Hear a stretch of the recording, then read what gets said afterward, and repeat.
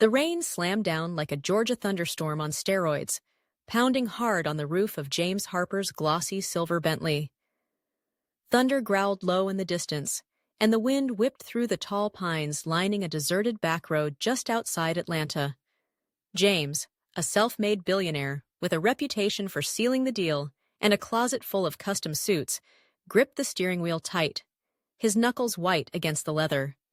He was gunning it toward a downtown high-rise, chasing a billion-dollar merger that could etch his name deeper into the Business Hall of Fame. The dashboard clock glared at him. 45 minutes left. He could still make it, he told himself, jaw set like steel. James had built his empire on grit and precision, always the guy with the plan. But tonight, this storm was testing him. The windshield wipers thrashed back and forth, fighting a losing battle against the wall of water, each swipe barely clearing the blur of rain crashing down. Then, bam! A jolt rocked the Bentley, a loud thud punching through the storm's roar. The wheel jerked hard in his hands, and the car swerved like it had a mind of its own. "Son of a gun!" James barked, his voice sharp, slicing through the chaos. He wrestled the car onto the muddy shoulder, tires crunching wet gravel, and slammed on the brakes. The engine purred as he sat there, chest heaving, staring at the dashboard like it owed him an explanation. A flat tire. Just his luck. He shoved the door open and stepped out, the rain hitting him like a cold slap, soaking his tailored suit in seconds. His polished loafers sank into the muck, squelching with every step, and he muttered another "son of a gun" under his breath.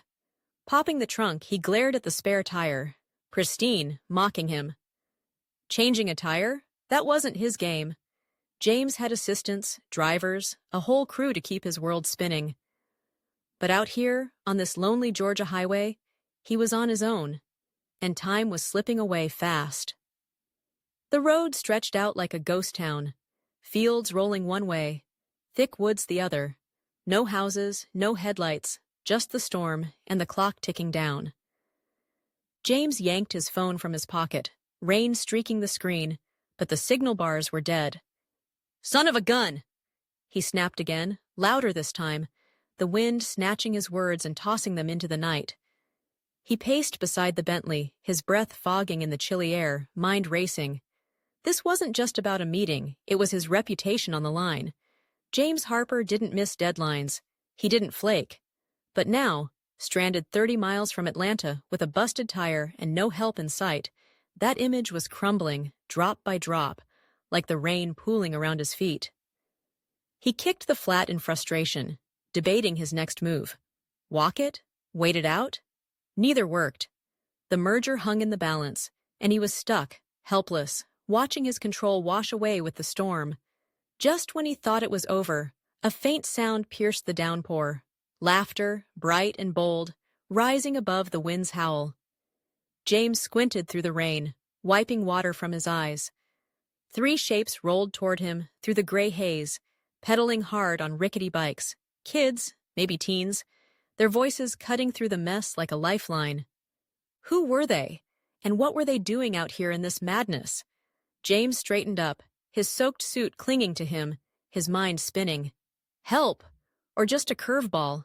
He didn't know yet, but something told him this rainy night was about to flip upside down. Hang tight, folks. This story's kicking off with a bang, and you won't believe where it's headed. Hit that subscribe button and ring the bell, because James's wild ride is just getting started. And trust me, you'll want to be along for every twist. Let's dive into this storm together. The rain kept hammering down, a relentless Georgia downpour soaking everything in sight. James Harper stood beside his crippled silver Bentley, his suit drenched, his polished loafers caked in mud. The storm roared around him, wind whistling through the pines, thunder rumbling like a warning shot.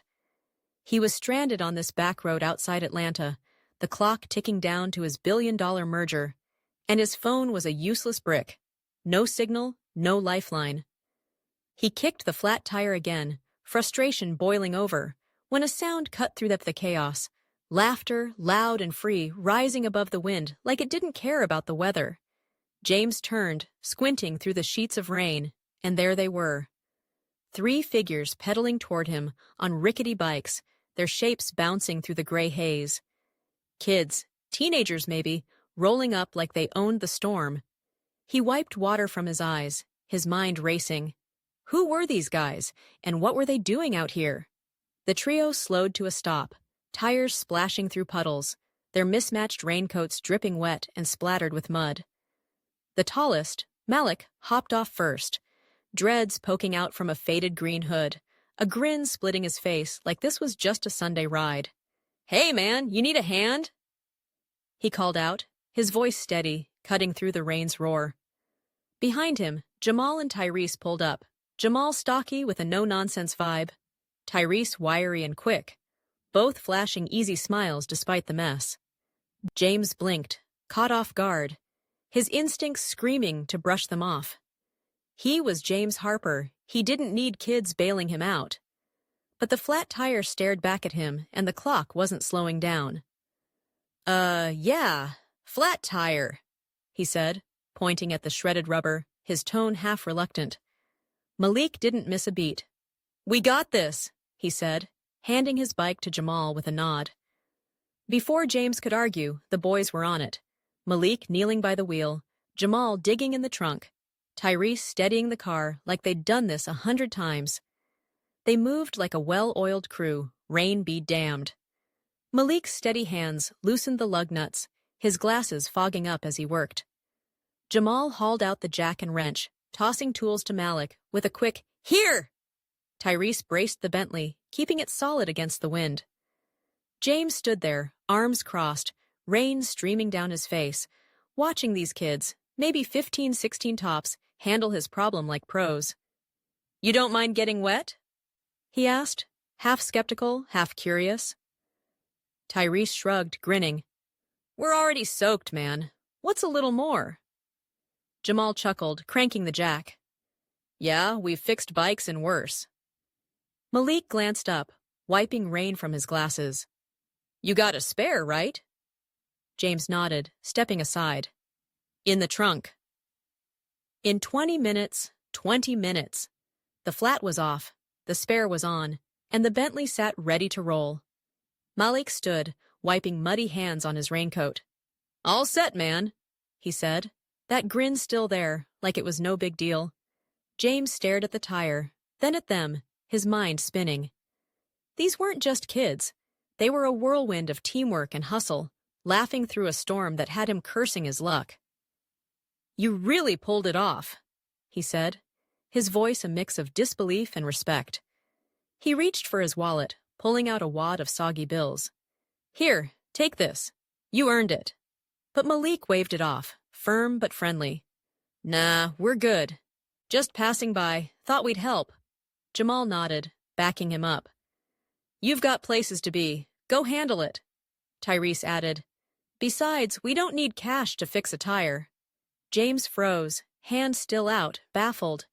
In his world, people didn't just help. They bargained. They billed. "You sure?" he pressed, but Malik's smile didn't budge. "Drive safe, all right?" With that, they climbed back on their bikes, pedaling off into the rain, their laughter echoing over the wind. James stood there, cash in hand, watching them fade into the storm, a strange warmth cutting through the cold. This wasn't over. Not by a long shot. Stick around, folks. These boys just lit a spark, and it's about to catch fire. The storm finally eased as James Harper rolled into Atlanta, the silver Bentley humming smooth on its fresh tire. Mum. The rain tapered off to a drizzle, streetlights glinting off the wet pavement. But his mind wasn't on the road. It was back on that Georgia back road. Malik's muddy raincoat, Jamal's steady hands, Tyrese's easy shrug. 3 teenage boys had bailed him out. No questions, no cash, just pure no-strings kindness. James shook his head, still half-dazed, and glanced at the dashboard clock. 5 minutes to spare. He'd made it. The high-rise loomed ahead, a tower of glass and steel, and he pulled up just as the valet rushed over with an umbrella. "Evening, sir," the guy said, eyeing the mud streaked across James's cuffs. James waved him off with a quick nod, brushing past in his soggy suit. Inside, the conference room buzzed. His team shuffling papers, investors perched at a long oak table, their faces blank as stone. He took his seat at the head, forcing his game face on. This was it. The billion-dollar merger, months in the making, the kind of deal that could buy him a private island or two. He launched into the pitch, his voice steady, commanding the room like always. Numbers flew, projections, profits, timelines, and he fielded questions with the precision of a seasoned pro. His team nodded along, the investors leaned in, and by the end, hands were shaking, papers were signing. The deal was his, a win, clean, crisp, and colossal. But as the clients filed out, slapping his back with, "Great work, Harper," and "See you at the gala," James felt off. No rush, no fire. He stood there, staring at the Atlanta skyline through the floor-to-ceiling windows, the city twinkling below as the last of the storm faded. On any other night, he'd be popping champagne, texting his buddies about the score. Tonight? His mind kept drifting, back to those boys, their bikes cutting through the rain, their laughter louder than the thunder. They'd fixed his tire, sure, but it was more than that. They'd fixed something he couldn't name. Back in his penthouse office, James loosened his tie and sank into his leather chair, the city sprawling out beneath him. Rain streaked the glass, a soft patter now, and he replayed the scene. He'd pulled out cash, crisp 20s, soggy from the storm, and they'd turned it down flat. "Nah, we're good," Malik had said, like it was nothing. Jamal with his, "You've got places to be," Tyrese with his, "We don't need cash." James leaned back, the weight of it pressing on him. In his world, everything had a price tag. Ois, on métier, favors, loyalty, even a smile. People didn't just help. They networked, they angled, they billed. But these kids, they didn't play that game. They'd rolled up, got their hands dirty, and pedaled off without a second thought. It was so simple, so pure, it threw him off balance. He rubbed his jaw, staring at the skyline. Years in boardrooms, closing deals worth more than some countries' GDPs, and he'd never seen anything like it. The merger was a done deal, a feather in his cap, but it didn't hit like it should have. James kept seeing Malik's grin, Jamal passing tools, Tyrese shrugging off the rain. That kind of selflessness, it stuck with him, gnawing at the edges of his polished life. He wasn't used to owing anyone anything, but this felt different. Not a debt, not a transaction, just something. He tapped his fingers on the desk, the city lights blurring as his thoughts sharpened. He couldn't let it end there. A quick thanks, lost in the storm. Those boys had given him more than a tire. They'd given him a wake-up call. James grabbed his keys, a decision clicking into place. He'd go back to that back road, find them, do something real. Not because he had to, but because he wanted to. This wasn't over. It was just the start. Hang on, folks.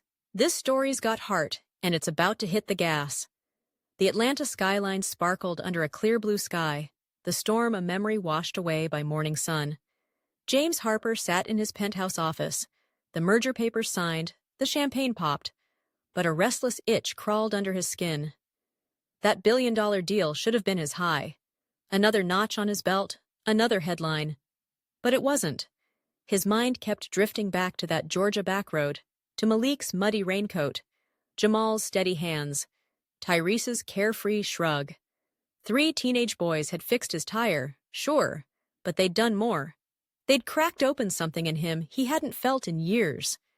In a world of handshakes with hidden agendas, their kindness hit different. No strings, no hustle, just heart. James couldn't shake it. He'd spent the night staring out at the city, replaying their "nah, we're good" like a broken record. By dawn, he'd made up his mind. He had to go back, not just to say thanks, but to do something real. He swapped his suit for a navy polo and jeans, grabbed his keys, and hit the road, the silver Bentley purring as he left Atlanta behind. The highway opened up, fields glowing green, pines swaying in a light breeze, and with every mile, those boys loomed larger in his head. He rolled into Pinewood, a sleepy little town just off the back road where his tire had blown. The place was quiet, Clapboard houses, a gas station, a diner with a flickering sign. And there they were, Malik, Jamal, and Tyrese. Outside that diner, bikes propped against the wall, sipping sodas and laughing like old buddies. Malik spotted him first, his dreads catching the sun. "Hey, it's the tire guy," he called, nudging the others. Jamal and Tyrese turned, their faces lighting up. "Hey, man," Jamal said, casual but warm. "Car holding up?" James chuckled, crossing the street, hands in his pockets. "Like a champ, thanks to you three. Mind if I sit?" They shrugged, scooting over on the bench, and James dropped down, feeling oddly at ease next to these kids who'd turned his night around. "I've been thinking about yesterday," James started, his tone steady but earnest. "You didn't have to stop, didn't have to get soaked fixing my mess. But you did. That's not something I see every day, and it stuck with me. I owe you more than a quick thanks." Malik tilted his head, curious but cool. "You don't owe us, man. We're good." Jamal nodded, sipping his soda. "Yeah, it was just a tire. Nothing big." But Tyrese piped up, thoughtful, his eyes on the diner's chipped paint. "Well, there's this spot we hang at, the Pinewood Community Center. It's kinda rough. Roof leaks, playgrounds falling apart. They've been scraping for cash to fix it, but it's slow." James raised an eyebrow, leaning in. "A community center?" Malik jumped in, his voice picking up. "Yeah, it's where kids go after school. Means a lot around here. Not just us, the whole town." James sat back, a spark flickering in his chest. These weren't kids fishing for a handout. They were looking out for something bigger.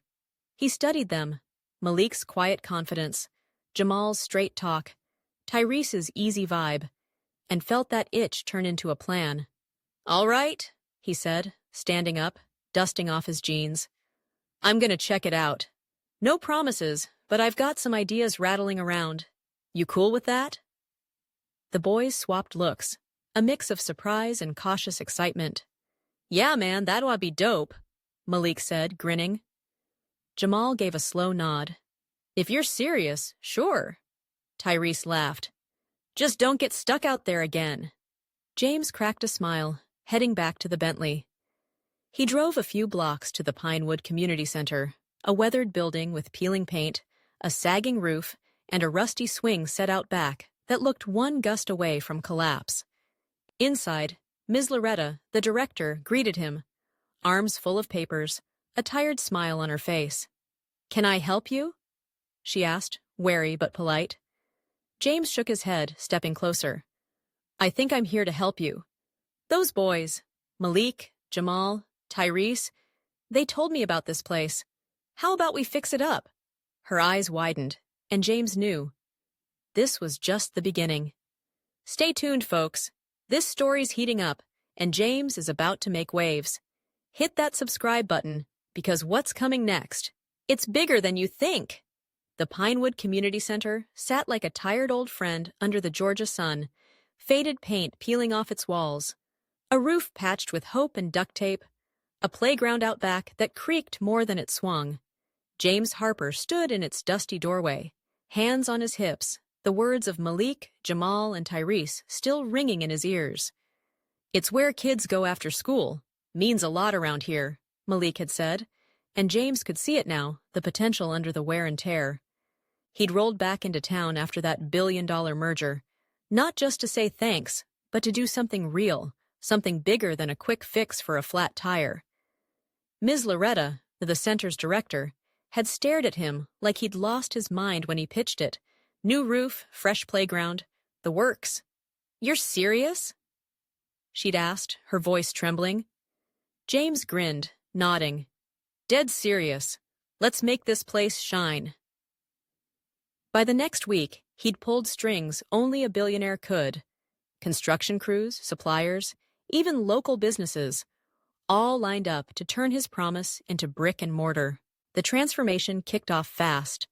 Trucks rumbled into Pinewood, unloading lumber, paint cans, and shiny new playground gear. The old roof came down first, torn off in chunks as workers swarmed the building like ants on a mission. James was there every few days, ditching his Atlanta penthouse for a motel off the highway, trading his suit for a polo and boots. He didn't just watch. He got in the mix, hauling boards, checking plans with the foreman. And the boys? Malik, Jamal, and Tyrese were all in. Nine, showing up after school with grins and grit. Malik lugged tools, his dreads tucked under a borrowed hard hat. Jamal painted walls, steady and precise, turning faded gray into bright blue. Tyrese hauled debris, cracking jokes that had the crew laughing through the heat. "Man, you're worse than my little brother!" He'd tease Malik, dodging a playful shove. James watched them, marveling at how they jumped in. No pay, no push. Just heart, like they'd done with his tire that stormy night. Ms. Loretta buzzed around too, her tired smile replaced with something brighter. She'd cornered James during breaks, her notepad full of dreams she'd shelved for years. Art classes, a computer lab, a real basketball court. "We could do so much with this place," she'd say, eyes shining. James scribbled notes, nodding. "Keep talking. I'm listening."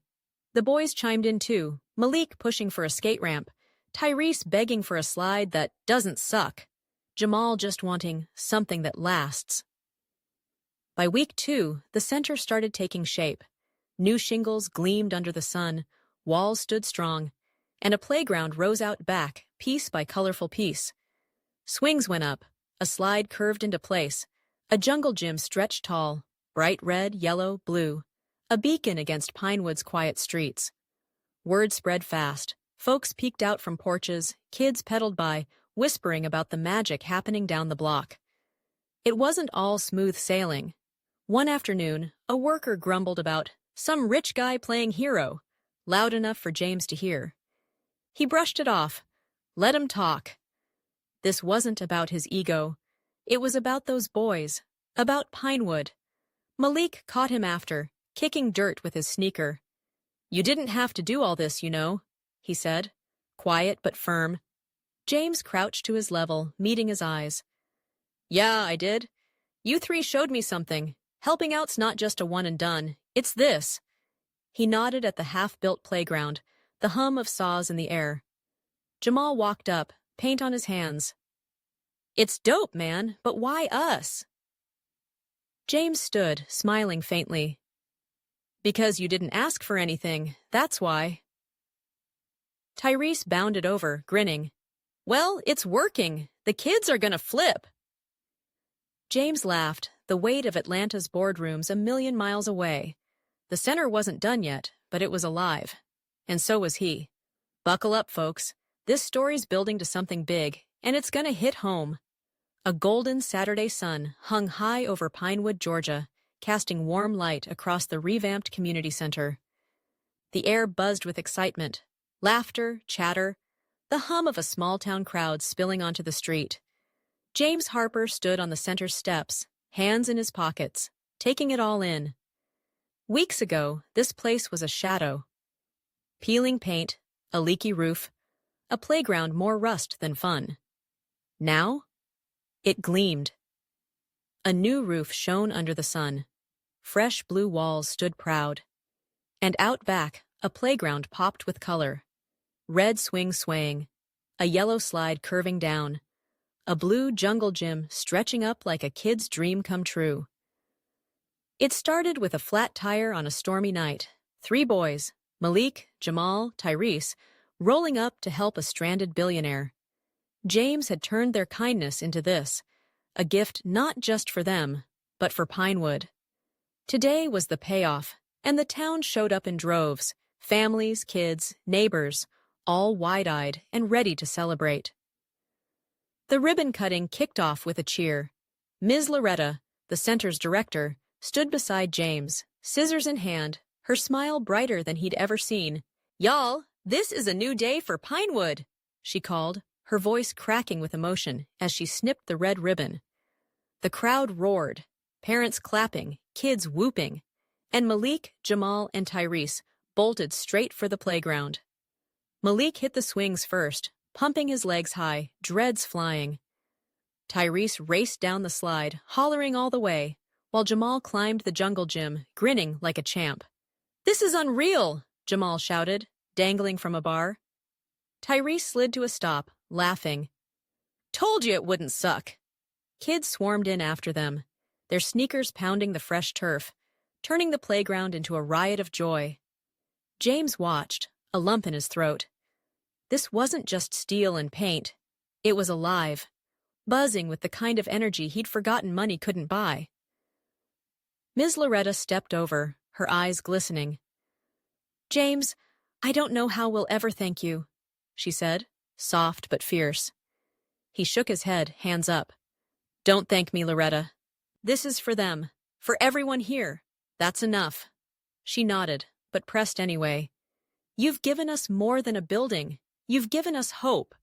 Before he could answer, the boys ran up, breathless and beaming. "Man, you killed it!" Malik said, fist-bumping him. Tyrese nodded, still panting. "The kids are losing their minds out there." Jamal, quieter, met James's eyes. "You didn't have to do all this, you know." James crouched down, leveling with them. "Yeah, I did. You three showed me something that night. Helping out's not a one-off. It's a spark. Look what it started." He gestured at the crowd, folks mingling, parents snapping pics, kids chasing each other across the swings. This was their win too, and they knew it. As the day stretched into evening, the energy didn't fade. Families lingered, music kicked up, a local band strumming on the steps, and the smell of barbecue floated from a grill out back. James leaned against the center's wall, sipping a coffee Ms. Loretta had pressed into his hands. She joined him, her voice warm.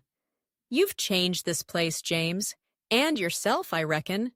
He chuckled, the coffee steaming in the cool air. "You're not wrong. Those boys, they reminded me kindness doesn't need a catch. It's simple, but it grows." She smiled, nodding. "And look what it grew into." He glanced at Malik, Jamal, and Tyrese, now tossing a football with some younger kids, their laughter cutting through the dusk. This wasn't the end. It was a beginning. James felt it, deep down, a shift he couldn't unfeel. That stormy night had been more than a flat tire. It was a curveball that landed him right here, in Pinewood, part of something real. Hang tight, folks. This tale's peaking, and it's got soul. James Harper, a guy who'd built an empire on deals and deadlines. One flat tire could have tanked his billion-dollar merger, but three boys, Malik, Jamal, and Tyrese, rolled up on bikes, muddy raincoats and all, and turned it around. They didn't just fix a tire. They fixed something deeper, something James didn't even know was broken. Fast forward. Pinewood's community center, once a crumbling shell, now stands tall. A new roof keeps the rain out, bright walls welcome kids in, and a playground. Red swings, yellow slide, blue jungle gym, rings with laughter every day. It's more than a building, it's a heartbeat, pumping life into a small town, all because three teens stopped to help a stranger. James took their spark and fanned it into a fire, proof that kindness doesn't just sit still. It grows, it builds, it changes everything. This isn't just a feel-good story, it's a wake-up call. James started as a suit, chasing zeros, living in a world where favors come with invoices. Malik, Jamal, and Tyrese, they showed him another way. No cash, no catch, just heart. They didn't ask for a dime that night, and when James came back, they pointed him to Pinewood's kids, not their own pockets. That's the lesson here, folks. Kindness isn't weakness, it's power. It's the guts to stop on a rainy road, the grit to paint a wall, the grace to give without grabbing. James didn't just rebuild a center. He rebuilt himself, stepping out of boardrooms and into something real. And Pinewood? It's thriving. Kids playing, families connecting. A town lifted by a spark that started with 3 boys and a busted tire.